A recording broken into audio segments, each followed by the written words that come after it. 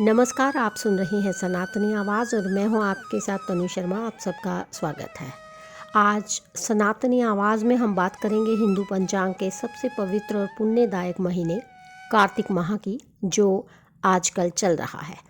ये महीना न सिर्फ आध्यात्मिक दृष्टि से विशेष है, बल्कि ये स्वयं भगवान विष्णु को सबसे प्रिय माना गया है।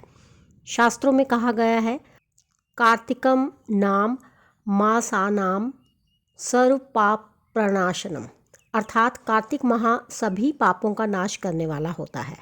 कार्तिक मास का आरंभ शरद ऋतु में होता है, जब प्रकृति शांत, निर्मल और सुंदर होती है। इस महीने में दीपदान, व्रत, स्नान और हरि स्मरण का विशेष महत्व बताया गया है।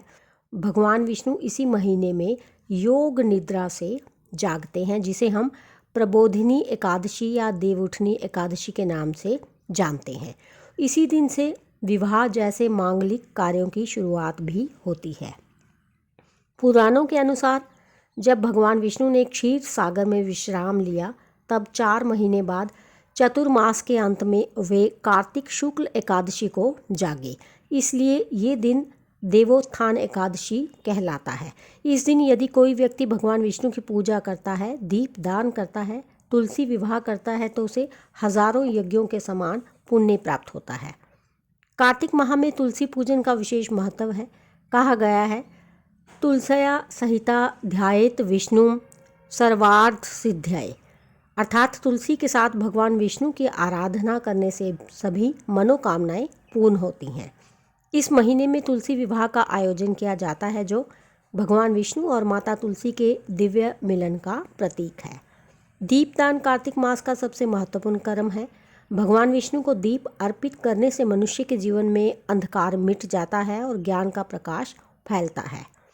ये दीपदान केवल मंदिरों में ही नहीं, बल्कि नदी, तालाब और घर के द्वार पर करने का भी विशेष फल बताया गया है।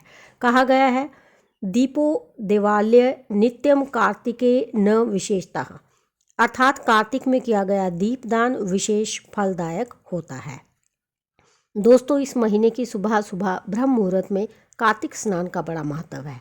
जो व्यक्ति सूर्योदय से पहले पवित्र नदी या जल में स्नान कर भगवान विष्णु का नाम स्मरण करता है, वह अनंत पुण्य का भागी बनता है।